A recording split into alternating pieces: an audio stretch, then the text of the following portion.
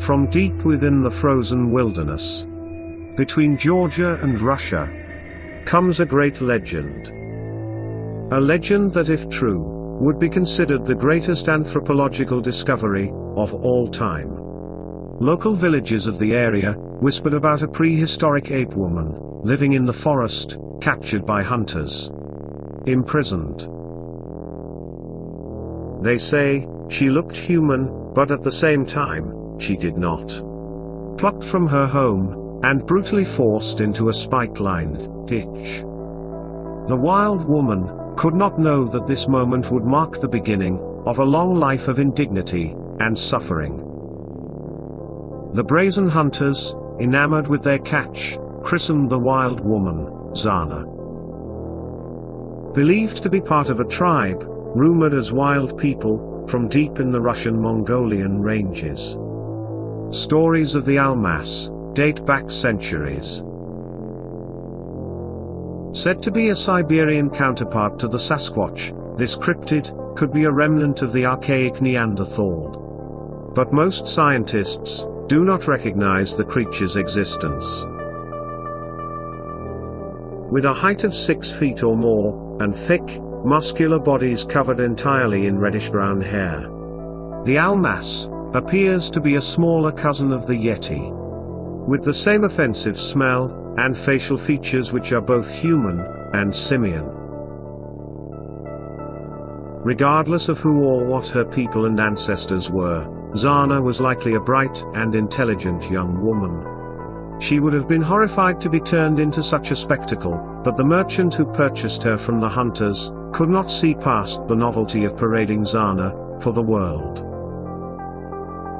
After paying the hunters a hefty price for her, he brought Zana to his home in shackles.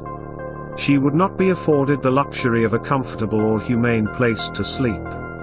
She was confined to a cage, where she dug a hole to serve as her bed. There, she would stay for 3 long years, inundated with swarms of crowds, clamoring to gawk at her. Slowly, over time, Zana's temperament eased. She became more obedient and gentle. Her captor's attitude toward her softened, so much so, that he retired her cage. All attempts of taming the wild woman were in vain. She was given clothes, but would not wear them. She was introduced to language, but would only grunt and hiss. Although she knew and could respond to her name, she never uttered a single word. Still more interesting was what Zana could do with her physical prowess. She was said to be able to swim effortlessly against the high tide of a nearby river, and could run even faster than a horse at full gallop. Such strength proved to be efficient labor. Zana was taught to perform simple tasks like grinding corn or lifting heavy sacks of grain. She was also provided with alcohol, likely as a reward for her productivity. Zana soon became alcohol dependent. While she was impaired, the unthinkable happened. Men from a nearby village took advantage of her condition and assaulted her. This would lead to Zana actually becoming pregnant. After delivering her first newborn, Zana carried it to a river and waded into the ice-cold waters in an attempt to bathe it. The newborn, lacking the thick, protective fur of its mother, did not survive the washing. Zana fell pregnant yet again, and tragically, repeated the devastating ritual at the river, with her second child. After the second drowning, the local community gathered to discuss what could be done. It was eventually decided that if Zana had any more children, They were to be taken away immediately, to ensure their survival. Regretfully, Zana continued to drink and be abused. As a result, she would go on to have 4 more children, all swiftly removed from her care. Aside from 2 rare photographs of her daughter and her son, not much is known about Zana's children. They were said to have lived uneventful lives, and none were born with Zana's distinct body hair. They would go on to have children of their own. Some of Zana's descendants are said to be living to this day. In 1890, Zana died. She had been living in captivity, drunk and childless, for almost 20 years.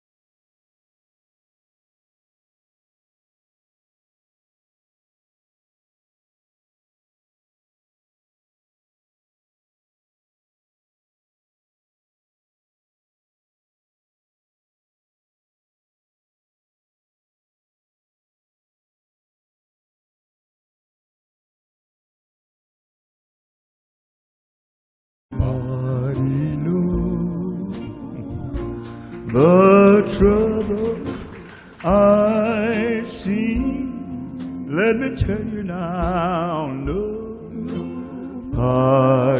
knows but Jesus.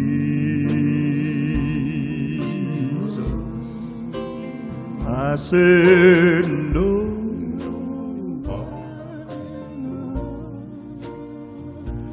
The trouble I've seen,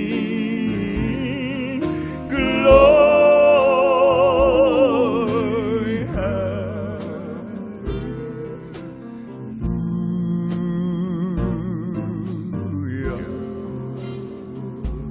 When you see me coming along so slow,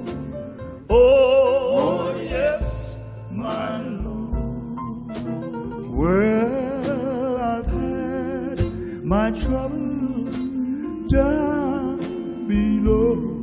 I said, oh, yes, Lord. Nobody knows the trouble. 대한민국에는요, 사람과 짐승이 같이 살고 있습니다.